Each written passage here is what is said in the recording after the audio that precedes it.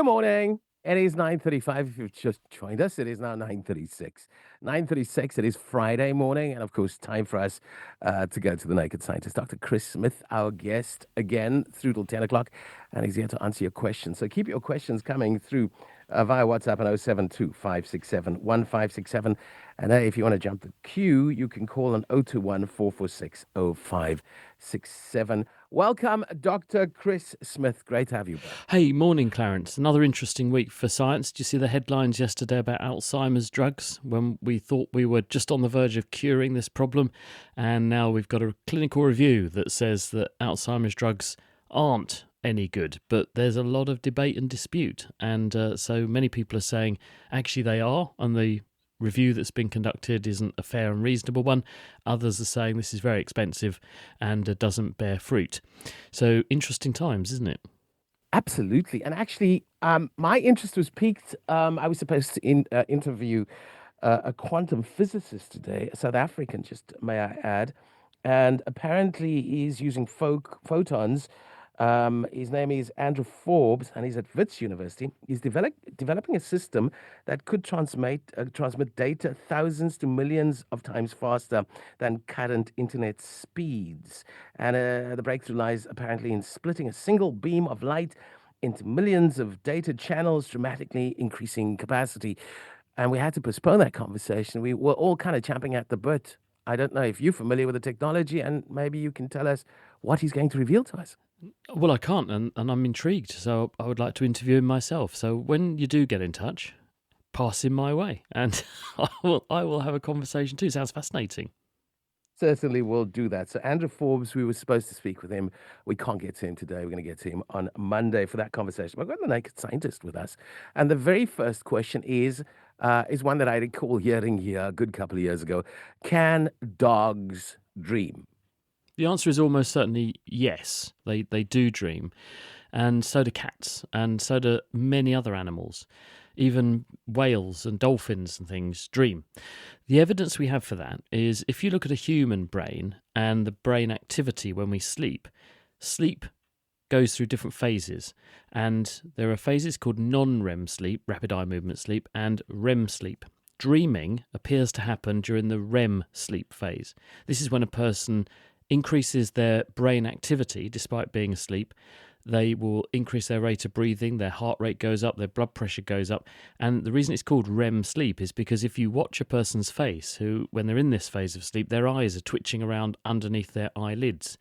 If you wake a person up during that period of time, which is also mirrored by intense brain activity from brain electrical recordings, they will often record being in the middle of a dream. We can see exactly the same pattern of behaviour in dogs and cats. And the other interesting thing is that people who own dogs will say, well, occasionally my dog drops off to sleep and then it starts twitching or moving its paws around or doing woofs and barks in its sleep. It's hard to argue that it is not chasing imaginary play or prey or stalking something or playing fetch with its ball with its owner in its dreams. So because the brain activity is the same, because the brain structure is very similar and that behaviour, we have a pretty good idea and view that dogs and many other mammals like us dream when they go to sleep. Okay, so Leon has asked the question. His question came in at 9:11 this morning. In the case of a person who was born blind, does such a person dream? And what sort of images does the person have? Leon in Athlone. Hello, Leon. I too was intrigued by this, and when I was about 13 or 14 years old, I made friends with, very good friends with a blind man, been blind almost all his life. And I say almost because he was born just about seeing and then had an eye problem which necessitated removing his eyes when he was just a little baby. So to all intents and purposes, he had never seen, and he had no conscious memory of seeing. And we became very good friends over CB radio because there was a community of people who were all older, and disabled in some way who used to keep tabs on each other using citizen band CB radios back in the day before the internet and before mobile phones and so on. And I just happened to chance on this community one day, and they were all obviously a lot older than me. I was just a little kid, but they were fascinating people, and I got chatting with them and became good friends. And I became really good friends with this chap to the extent we used to go and visit each other, and I got him to do a talk at my school. And this question surfaced, and he said, well, it really depends on whether you've ever seen or never seen. And in individuals who have never seen, the brain has no developed visual pathways, because what normally happens is the brain wires itself up into a rough map connected to the eyes, but then over the first days to weeks of life, the visual information flowing from the eyes helps to refine the connections in the brain and create the visual experience that we have when we see something. If there is no signal arising from the eyes, there is no electrical activity with which the brain can work and fashion those connections. And so as a result, those bits of the brain receive no input, and therefore there is no seeing experience. And his description to me was, I definitely dream, but my dreams are dominated by the sensations that I experience most when waking. And what he was getting at is that it was largely sounds and words. And even if he didn't hear words, there was a perception of words. Sure. And he couldn't see anything. Whereas he said his friends who had gone blind later in life loved going to sleep because they could see again, because in their dreams the visual areas of the brain that had developed were capable of seeing and decoding and creating visual experiences. They came alive when the person was asleep, and many of the visual images they had experienced earlier in their life were replayed to them in their sleep. And one of the most valuable things they said they experienced was a memory and a recall of colour, because they could remember what red looked like and greens and blues and so on, enabling them to imagine things better when they were awake and people were describing things to them. So it really depends on whether a person is blind since birth and has never seen, or went blind subsequently and did at some point see, and therefore had perceptions of seeing that were stored as memories in their mind. Roy Lipman's question came in at 9:14 this morning. A question for Dr. Smith. Do animals have souls? This was asked or put to me years ago. Well, do humans have souls? We do on our feet, of course, and some animals do have feet like we do, so I suppose in that regard they do. But we mean this in a sort of philosophical way, which is, do they have some kind of presence or being which may exist outside normal physical existence? Well, if you believe that humans do, I don't believe that animals wouldn't either. And this is one of the holes in kind of ghost stories, isn't it? Which is that if a dead person can turn into some kind of ghost and be visible for everyone to see subsequently, there should be billions of animals knocking around. And even mosquitoes should turn into ghosts, and we don't tend to see descriptions of those. So I think really, depending upon what your views are, but my views are that when you're alive, you're alive. When you're dead, you're dead. Being alive is a combination, a collection of cells, a collective of cells all working together as a community, and that community of cells in your brain creates the experience of being alive and conscious and having the ability to interact with each other. But when that process and that community breaks down, then that is the end of you. But all of the atoms, molecules and so on in your body will just be recycled into other forms of life on Earth by other forms of life on Earth. So you do carry on living, you're just rearranged and living in somebody and something else for eternity. Let's get a Zuki's on the line. Welcome, Zuki from Bloberg. Hi, Clarence, and hi, Dr. Chris. I just want to start off by sending a shout out to my doctor, who's apparently an avid fan, just like I am, of this segment. So my question is with regards to the color of the eye, as in the iris. So I believe that the color of the iris is because it contains melanin. And I know that melanin absorbs light. So my question is, does the color of your eye have any advantage or disadvantage in terms of eyesight? Or does the pupil then constrict or dilate to compensate for whatever absorption happens in the iris? Hi, Zuki, and thanks for the nice words, and hello to your doctor. I won't ask if your doctor is a psychiatrist. Must be mad to listen to me on the radio, but there we are. More seriously, eye colour is a genetic trait, and a very large group of genes contribute to the colour in the eye of the iris. That's the coloured bit. That, of course, is not involved in seeing. The coloured bit surrounds the pupil, the dark bit in the middle, which is the pinhole through which light goes to then illuminate the inside of your eyeball and shine on your retina, which is where those light waves are converted into brain waves, which enables you to see. So really, you're right, the dark colour is because of more or less melanin, and also different flavours or chemical forms of melanin contribute to slightly different colours, as well as other chemicals as well that contribute to the colour of the iris. But the reason that certain people with certain skin tones have darker eyes is probably because that melanin is very good at defending you against the insult of ultraviolet. And if you have lighter eyes, you're more likely to have more UV hitting your tissues because it's not being attenuated by the melanin, and there's therefore more scope for damage to your visual system. But the thing that really matters is the melanin not in your iris, but on the back of your eye, because inside the eyeball, behind the retina, is another layer of melanin. And the purpose it serves is that when rays of light go in the front of the eye through the pupil, as you quite rightly say, they shine on the retina, hit the photoreceptors, which are the rods and cones, which then send electrical signals to the brain corresponding to spots of light that you're seeing. Any photons that miss the retina and are not absorbed then go into that retinal pigment epithelium, the melanized layer at the back of the eye, and are absorbed. If that were not there, there would be a ricochet phenomenon and the photons would bounce about inside the eye, exciting other photoreceptors in a chaotic way and blur the image. And you can see this happening in some animals that do this on purpose. If you've shone a torch at a dog or a cat, some other nocturnal species, horses, goats, at night, you'll see their eyes appear to glow with a reddy or greeny colour. And this is because in those animals, they do have a reflective layer on the back of the eye. It's called the tapetum lucidum, and its role is to reflect any photons that miss the retina the first time back onto the retina to give them a second chance of being seen, so that they have the best chance of seeing in the dark under low light conditions.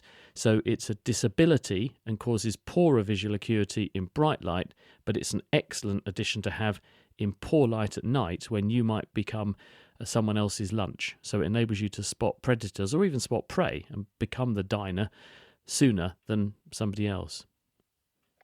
Elizabeth on the line. Welcome, Elizabeth. Go ahead for the Naked Scientist. Yeah, on the question of seeing when you dream, what you said was completely true about, I mean, if you've never seen, one can't, I tend to dream in textures and stuff.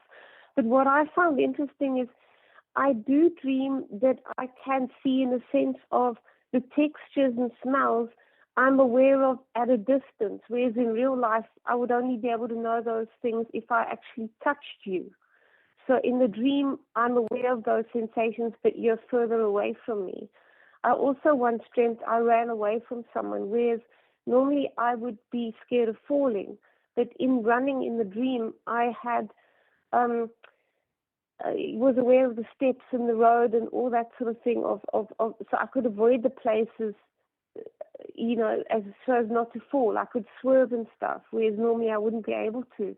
But what's interesting is, for example, I already have an image of you in my brain, which might not be true if I actually did touch you. In my mind, you've got straight hair and soft hands that aren't really calloused much, and your nose is long. But that might not be true. I don't have a long nose, but I have a soft touch. So I try to have a soft touch. Anyway, depends what I've been doing at all. This is a fascinating account. One other question that hasn't surfaced yet is this whole question of what we call blind sight, and you're sort of alluding to that a bit when you say you can run away without tripping over things, because there is also a phenomenon where in certain kinds of brain injury or brain damage, people say they can't see. But if you put some kind of obstacle in their way and tell them to move across the room, they deftly step over the object. And even though they have no conscious awareness that it's there, they don't fall over it, because what we think is happening is there are other pathways in the brain that the visual information can take, which bypass our normal conscious perception, so they're not presented to us visually. We can't see them, we're not aware of them, but they're presented and made available to all of the systems that coordinate balance and movement, so they can actually be avoided. So a person who has a problem and they're blind because their eyes aren't working, that's not going to be the case. But in a person who's blind because certain parts of the brain either don't develop or have been injured, head injuries, strokes, for example, other circuits do remain intact, and therefore there can be an element of blind sight in the mix as well, enabling people to still move around very effectively and avoid obstacles even though they think they can't see them. Consultant virologist at Addenbrooke's Hospital, Cambridge, Dr. Chris Smith is our naked scientist. And of course, he's here on a Friday to answer your question. And I'm sure maybe, Jess, you have a question that needs an answer. You can WhatsApp on 0725671567. Let's go to Jason. He sent us a voice note. Please ask the naked scientists about growing pains, because we keep getting this description of growing pains from doctors. But our son is 4 years old and he complains bitterly about his joints and pains and stuff. Thanks, man. Hello, Jason. Yeah, I mean, the phrase gets used a lot, doesn't it? And I think also it was the title of a book by Sue Townsend about the famous diarist Adrian Mole, The Growing Pains of Adrian Mole. And she made those books in the 1980s. They're a really good read, although a bit less relevant today because there was no internet in those days. So TikTok didn't exist, and Adrian lived a very different existence to how a teenager grows up today. But he nevertheless had growing pains, according to Sue Townsend. And what probably is going on are a range of factors. It's not going to be one single thing. There are some defined orthopedic or joint-related abnormalities or changes that happen in some people as they grow up, and these can cause issues. There's one problem with knees called Osgood-Schlatter's disease. There are hip problems where people get congenital dislocations. They also get avascular necroses or slipped upper femoral epiphyses in their hips, which can cause joint pains. But most people complain of aches and pains in many different domains of the body at different times and in response to different things. And probably this is due to the fact that if you think about it, you grow from something which is a single cell when you're conceived to about 30 trillion cells by the time you're born to 37 trillion cells by the time you're an adult. And you go from a cell which you need a microscope to see to something which is 6 foot tall by the time you're fully grown, and you do that over the space of about 17 years. I mean, it's an extraordinary thing that growth is. And whenever you go to bed at night, your long bones in your legs and arms and so on is making a new bit of bone and then filling in the gap and making a new bit of bone and filling in the gap. And so you grow every night when you're growing and you're little.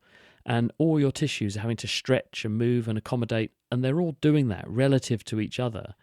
And then you add on to that the rough and tumble, the stresses, strains, and the demands that growing up and being active and physical, fighting, sports, doing lots of things places on your body. And it's not really surprising when you think of it in those terms that everything gets a bit uncomfortable and achy here and there, now and then. The good news is that most people do grow out of growing pains. So we think that largely this is down to the fact that your tissues are remodeling, and when you use them, they damage a bit and then they have to repair themselves. But once they all settle down, once you're a healthy young adult, then normally these things do go away, with the exception of some of the other structural things that are a bit rarer and might need other kinds of interventions to fix them. And then we have a question in from, is it Patrick? Question to the naked scientist. Many people sleep with windows closed. How unhealthy is it? I'm the opposite. Yeah, I'm with Patrick. I love having a cold bedroom, fresh air, window open, always in summer, but in wintertime, if it's really, really perishing, I might not.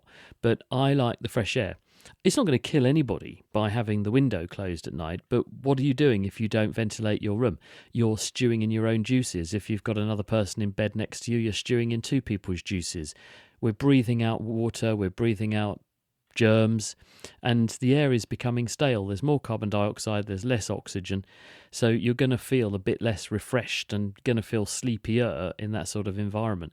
Many people argue that because we sleep better when we have a lower temperature, because body temperature naturally dips at bedtime. That's why we tend to say, oh, I feel a bit cold, I must go to bed. It's your body temperature naturally dropping as your metabolism winds down towards the end of the day, preparing you to sleep. We sleep better when it is cooler. So therefore, opening a window, ventilating the space better, gives you fresher air, but also helps the temperature stay lower, which is going to mean better sleep quality, and you'll wake up feeling more refreshed. So many people do actually say, yeah, I tried it, and I do agree. Better sleep with a cooler environment and fresher air. Let's go to Jane's question. It is I sleepwalk. It's like I sleepwalk. I can take out things from the cupboard and find them on the counter the following morning. No recollection of doing it at all, from Jane. Any help with sleepwalking, Doc? It does happen, and some people it happens more to than others. In most of us, there is a brain region which appears to shut off our ability to move when we go to sleep, and it's behind the phenomenon of sleep paralysis. It's in the brainstem. It's called the subcerulear region, and when you are dreaming, and there would normally be motor reflexes and responses, you want to do something, those signals are blocked by this brain region, which turns on when you start dreaming.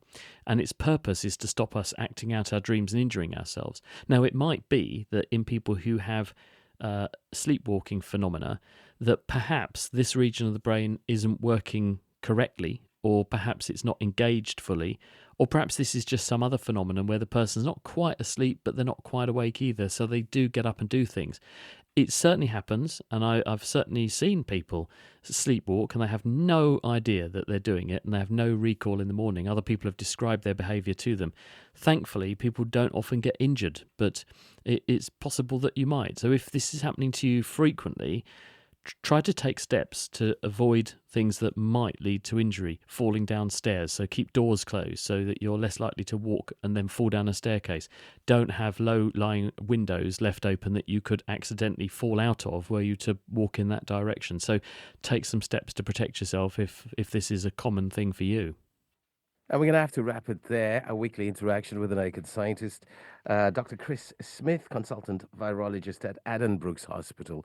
Couldn't get to all the questions again this week, but you'll have another shot at it next Friday at 9:30.